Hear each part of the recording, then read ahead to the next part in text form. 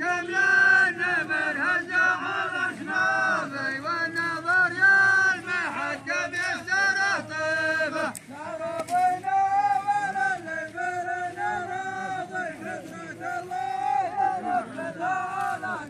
والسلام على رسوله الامين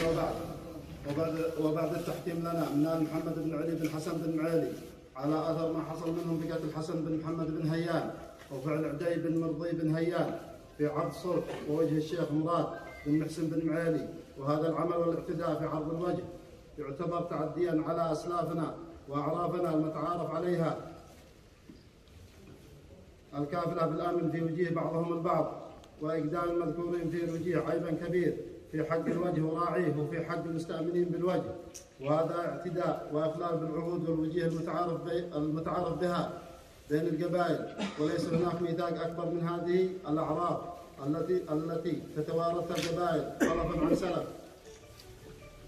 وثقتهم بوجيه بعضهم البعض. فنقول وبالله التوفيق انه يلزم آل محمد بن علي بن حسن بن معالي 11 حالف يقولون في يمينهم والله العظيم عالم الغيب والشهاده ان احنا ما رضينا ولا علمنا ولا تخابرنا بما حصل من عيالنا بالاقدام في آل هيان ولا في عرض الوجه ولا لنا رضا في ذلك، وان كل ما حدث انه علينا مثل ما هو عليه يا مراد بن محسن،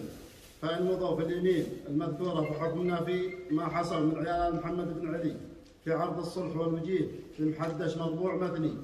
وديها 2 مليون ريال يمني، جمله الحكم 176 مليون ريال يمني مجبر ما ينزل منه شيء لواقعه الحدث واهميته وغلاء للوجيه التي لم يبقى بين القبائل غير وجيهها والامان بها والتعامل بها، وهذا الحكم للوجه. وعلى آل محمد بن علي بن حسن بن معالي تسليم الحكم المذكور، وكذلك احكم على آل محمد بن علي بن حسن بن معالي بحكم الشيخ امين بن علي العكيمي المحكوم به للدماشقه الذي سرحناه بدون تاخير مبلغ 183 مليون و333,333 ريال يمني، وصح اجمالي المبالغ المحكوم بها في الوجه وما سرحه للدماشقه حسب حكم الشيخ امين بن علي العكيمي مبلغ 359 مليون و333,333 ريال يمني، وكذلك احكم بقطع الثلاثه الاشخاص